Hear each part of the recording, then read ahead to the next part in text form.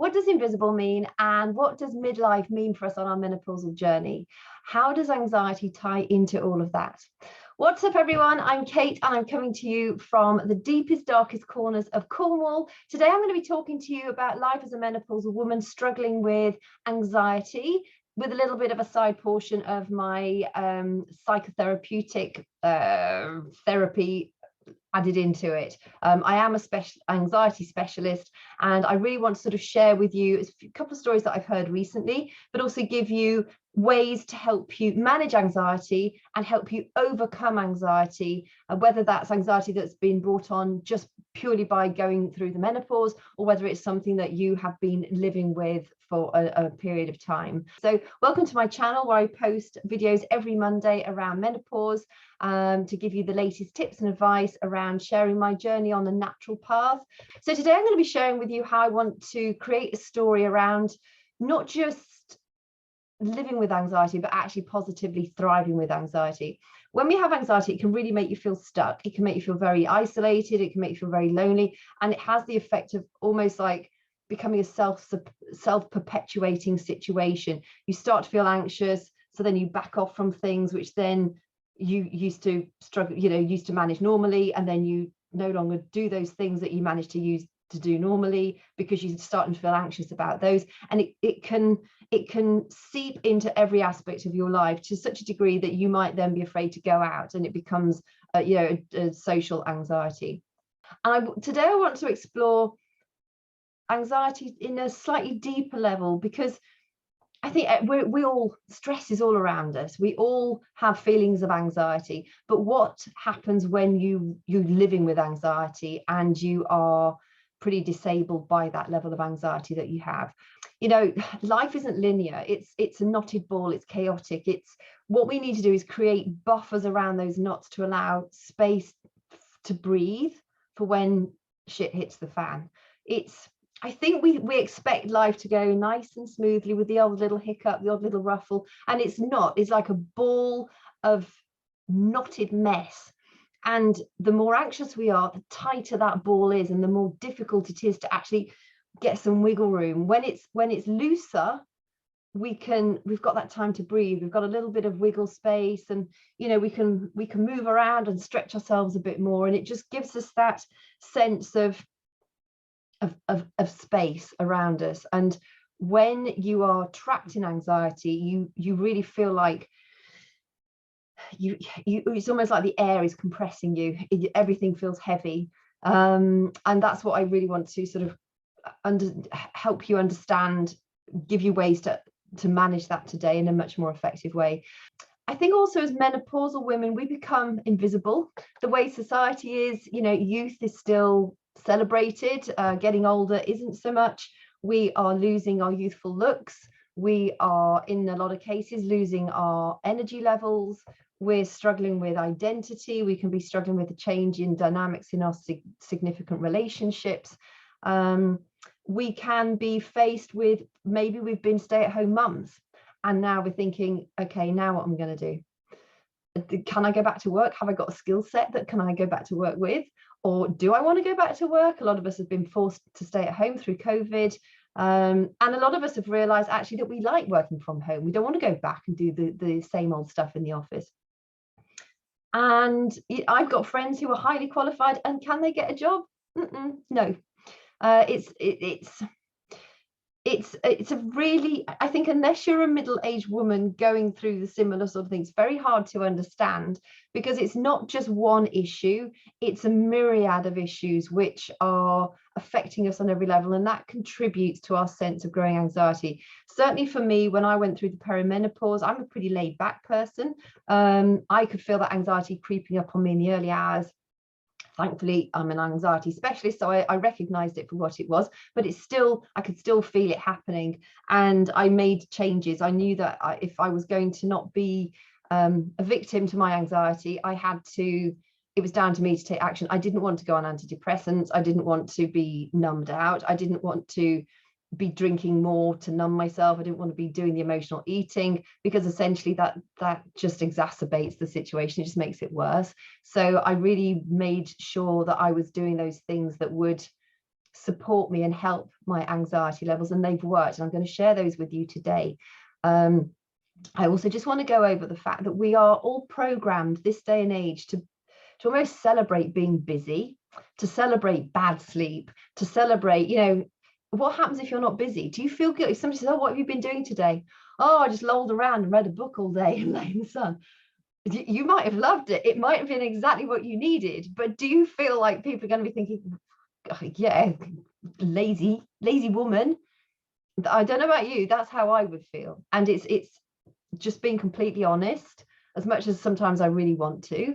I know there are certain people that would judge me for taking that day out and just completely chilling and relaxing. And we are forced into this situation when we do end up doing too much. I've spoken to several people recently who have pushed and pushed and pushed and pushed and pushed until their body has literally said, you're not doing this any longer. I'm going on an autoimmune strop. And they've ended up with serious autoimmune issues, which has forced them to stop, has forced them to go to bed and do the sleeping that they needed to do. And unfortunately, our society does not embrace that kind of self-care still. And funnily enough, autoimmune diseases are much more common in women than they are men. And I think there's a strong menopausal link in that. Plus, you know, as we've grown up, we've almost been masculinized, if that's such a word. I agree that I think we've done a certain amount of that to ourselves. You know, we're not only women, we're trying to be the men as well. We're trying to be the income earners, we're trying to be the house builders, we're trying to be the cooks, we're trying to be the this, the that, and the other. We can't be everything. We're not men, and I don't feel we should be pressured into believing we should have a masculine mindset. We don't have to be one of the boys. We can be one of the girls, and we can support our bodies and our minds and our feminine needs.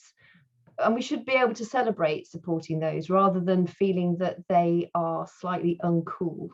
So I just want to go over this. This is a very strong concept.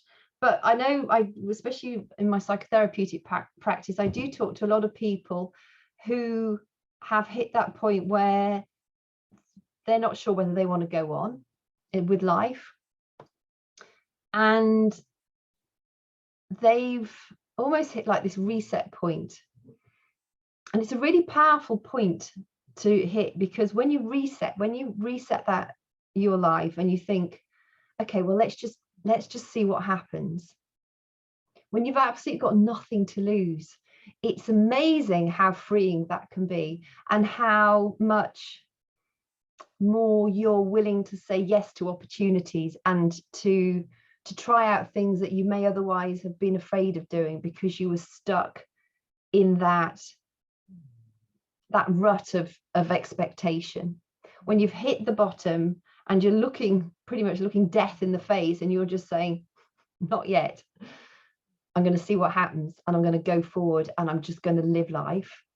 It, as well as being freeing, there's something about it rejigging your energy, and it's incredibly powerful. And opportunities do arise. I remember there was a year, I think it was 2013, where I decided, I was going through the stuff. I was a single parent, working really hard to keep my therapeutic business going, and my massage business and my Reiki healing business. And my kids were young teenagers at the time, and just doing all the stuff. I was looking after my house. I had a garden to maintain. It had like miles of hedges that needed cutting, and I did all that myself. And I was all by myself. And it's, there are times when you just think, ugh, is this it? And I decided, I can't remember what made me take that decision, but I just decided to say yes to any opportunity that came my way.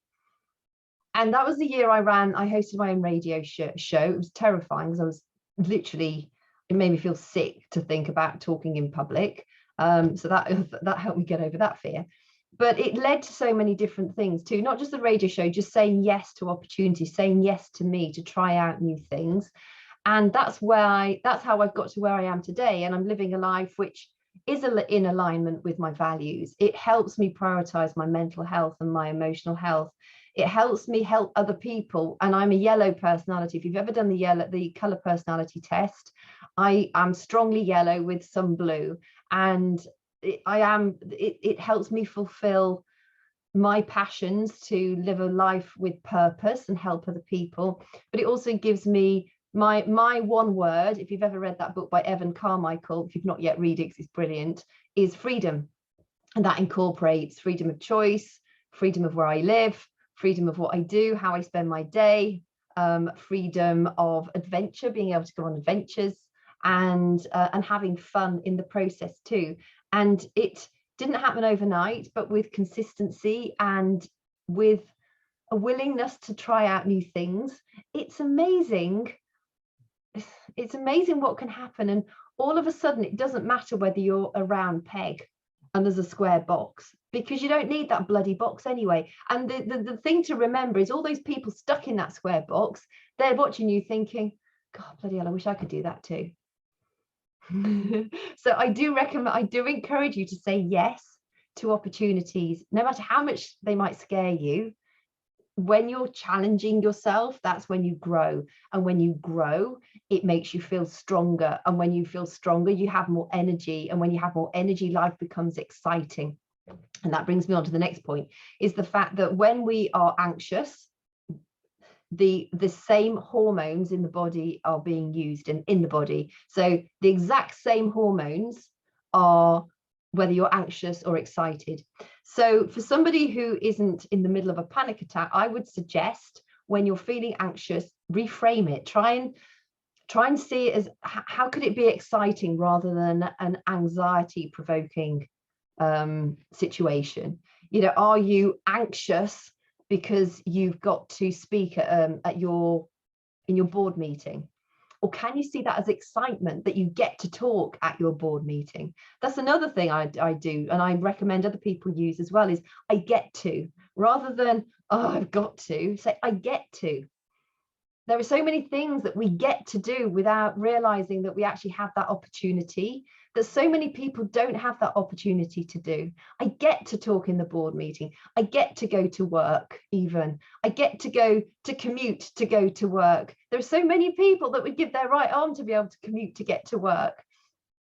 And when we reframe that, and when we come from a place of gratitude, and I know you might be thinking I'm barking up completely the wrong tree, it does help you reframe how you're seeing that thing that is causing you to feel anxious. So bear that in mind. So the other thing that we need to learn to do is to actually sit with the shit. We are so programmed to being busy that we think, okay, all right, I've got over that panic attack. Right, now I better get on with the shopping, and I've got to go and do the cleaning. I've got to go and do the ironing, and I've got to go and do that meeting for so and so, and I've got to call this and that and the other and that person, and I've got to go home and cut the lawn and la. We distract ourselves. We've become professional distractors of our own emotions, and we're looking for things external to us to fill the gap, whether that's eating the wrong stuff, the sweet stuff, whether it's drinking to numb ourselves, whether it's taking drugs, whether it's just keeping really busy so that we're not giving ourselves time to sit with the SH1T. Sometimes you need to sit with it to work out where are you experiencing this anxiety in your body? What's actually causing it? Because we live life to such a degree on autopilot, we become used to ignoring those signals. And those signals eventually come back to bite us in the bum. Like I said at the beginning, anxiety can grow and grow and grow and affect different aspects of your life until you're almost paralyzed from it. So what is it that's, you know, if you're lower grade anxiety, what is it that's causing that anxiety? And what action can you take to change that happening? When you take action, it takes away some of the anxiety. It reframes. If there's something that I'm very anxious about, I decide to take action, and then it makes it almost like an adventure. I don't know about you, you might laugh, but I see myself as like Boudica. So I see myself as this warrior woman, and she's got the warrior clothing on, and she's got her horse and chariot, and bloody hell is she finding that way to get through it. She's finding that solution. Do I always find the solution? No. But do I feel better because I've tried to? Oh, yes. And often it might be not the solution that I thought that would come to resolve that issue. It's something else that shows up and actually might even provide a better solution. So when you start to take action, even though you're not necessarily sure of which path to take, just start taking action in some direction. It opens doors that will help you get to your solution for that problem. We lack resilience as a society these days. We expect people to come and rescue us. We expect the benefit system to help get us out of difficulties. We expect the doctors to give us a quick fix pill to help us overcome something that we could easily do with a lifestyle change. We blame other people for our inadequacies. We gossip about people because being negative about somebody else makes us feel better about ourselves, even though it's just a sad reflection of where society has taken us. We have to learn to become more resilient. We have to learn that stress is always around us, and anxiety is something that we can choose to manipulate in a positive way for us. We can use it as a force for good.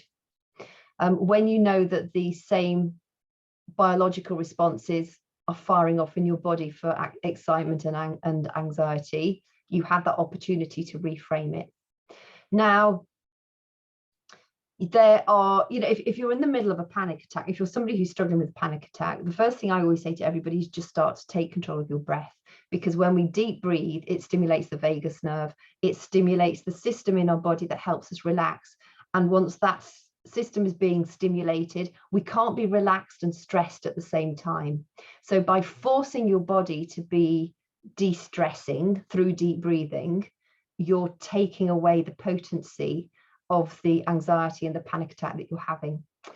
Also, if you are having a panic attack, this sounds really strange, but if you're somewhere where you can do it, do some exercise, go for a quick run, do some star jumps, do some squats. It's going to burn up the stress hormones in a more positive way, and you'll get through it more quickly. I know panic attacks can feel frightening. There's a lot of studies out there saying that they don't really last more than 20 to 30 minutes long at its length. A lot of them are a lot shorter than that. So if you know that you might be in it for 20 to 30 minutes, go for a walk in nature. Forest bathing is a bona fide thing. The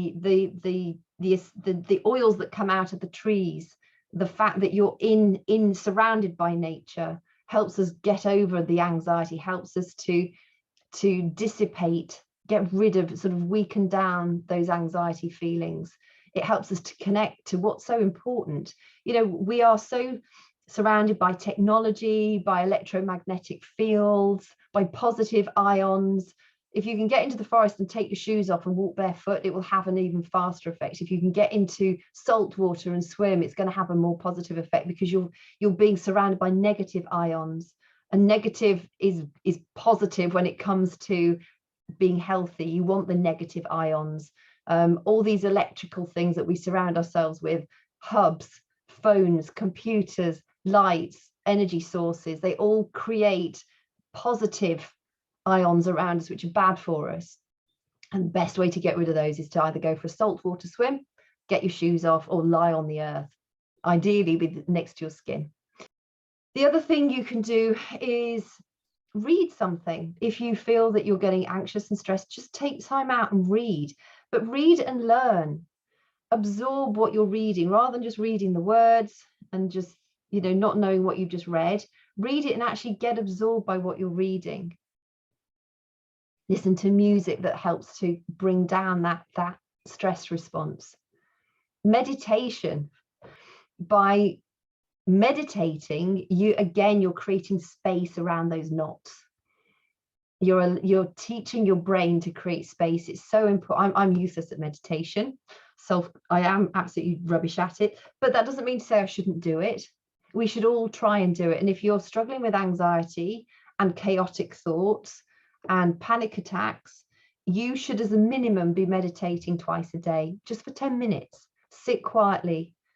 And when a thought comes in, rather than resist it, just let it go and try and get back to that space. If another one comes in, just let it go. You might be somebody who reacts better to a meditation where you chant something, just gentle, or just make a noise.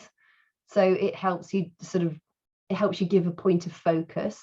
I think I work with some better like that. I'm to try and make my brain go space. It's just like it's really hard. I'm such a squirrel brain, but it doesn't mean to say that I should try it more often. For me, exercise helps me so much, and I do get out and walk in nature every day, and I also read. The next thing I'm going to tell you to do is to cut out sugar. Sugar is inflammatory in our body. Sugar's really bad for your gut health. It's bad for your mental health. Over 90% of our serotonin, which is one of our feel-good hormones, gets created in the gut. Our gut has its own nervous system called the enteric nervous system. It's like it's got its own brain. If we're not feeding our body with the right sorts of food, how can we expect to live a healthy life? How can we expect to have balanced mental health and balanced physical health? Because we're poisoning our insides. When we eat too much sugar and processed food as well, we are damaging our microbiome. We're damaging our gut health. And so if you're lacking in happy hormones, one of the quickest, easiest things you can do is cut out sugar. And if you can't cook, learn how to cook. Cooking is not difficult. It might be something that you have to think, okay, that means I've got to watch something, and that's going to take me 10 minutes to learn how to do it. Watch it. It's probably going to be the 10 minutes you've invested the best in your life. In the nutrition programs that we do, you get the recipes. There's even a cooking show that shows you how to prepare the food, put the food in the pan, how to put it in a bowl, and pretty much how to eat it. There is no guesswork. Everything is laid out for you, because we understand how important it is for people who don't know how to cook to understand how to cook and to make really healthy choices around their food. Eat whole foods. Avoid packaged foods. They're expensive. You'll save money by buying the whole foods. You'll save your health. You'll improve your mental health. And you'll be learning a key skill that really we should all know how to cook and prepare food. It's something we should be able to pass down to our offspring. Here's a few tips, really healthy tips. If you're, if you already cook your own food, but you're not quite sure if, you've sort of hit a plateau, replace pasta. So pasta's a big one. We all eat way more carbs than we should. If you're eating carbs, eat whole grain carbs. So like ideally replace sweet potatoes instead of eating white potatoes, eat sweet potatoes. Instead of eating pasta, if you want like spaghetti or tagliatelle, eat zoodles or courgetti, so spiralized courgettes or spiralized zucchini. Instead of rice, eat cauliflower rice, and that's literally raw cauliflower whizzed up in a food processor, and then you can either fry or bake or steam. I roast the little bits of tiny little balls of, the pureed, it's not pureed cauliflower, it goes into like little grains. I roast them in a little bit of butter. They are delicious. I sometimes put some desiccated coconut on it as well. Those in and of themselves are going to make a massive difference to the quality of the food that you're eating. Instead of mayonnaise, just use Greek yogurt. And maybe Greek yogurt, if you want it like as a salad dressing, have Greek yogurt with maybe a little bit of horseradish sauce and juice of a lemon and maybe some fresh chopped chives. It's an absolutely delicious salad dressing, but it's way healthier than mayonnaise. It hasn't got any of the preservatives or the rubbish that they stick in shop bought stuff, because they've got to make it preserved for a long time. What you eat matters. You really are what you eat. So meditate, read, journal. A lot of people find journaling extremely beneficial when they're going through stressful times. Exercise, because it gobbles up stress hormones and it floods your body with feel-good hormones. It also gives you energy, fuels the mitochondria of our bodies. Walk in nature. If you are single, maybe booking for a massage somewhere, because human connection is really important too. For those people who live with a significant other who they have a good relationship with, you're really lucky, because hugs and just bodily contact count for a lot. But if you don't have access to that, if you've got furry friends, brilliant, because you can give them a hug. Otherwise, maybe book it, you know, treat yourself once a month to a nice massage, just so that you can have that. It would be great for you in any case, but just to have that connection with somebody in a healthy way, not a dodgy massage. Being a massage, I'm also a sports massage therapist, and I do get some funny phone calls sometimes. So I hope you found this helpful. My wish for you is you decide to put yourself first. You know, what we do, we're currently working with 2.8 million people around the world, and it's a cold, hard fact that what we do is the best way. It is the better way. It offers the solution, because it incorporates health, wellness, emotional health, mental health, and it gives you that freedom if you're looking for freedom on the level of lifestyle as well. So hope this has been helpful. If you have anything you'd like me to include in a future Menopause Monday, please drop me a message or leave it in the comments below. Feel free to leave a comment down below. Be interested to hear how you found this. And remember to, if you've not done it so far yet, remember to subscribe so that you don't miss future Menopause Mondays. Thank you so much for your company, and I will chat to you again soon.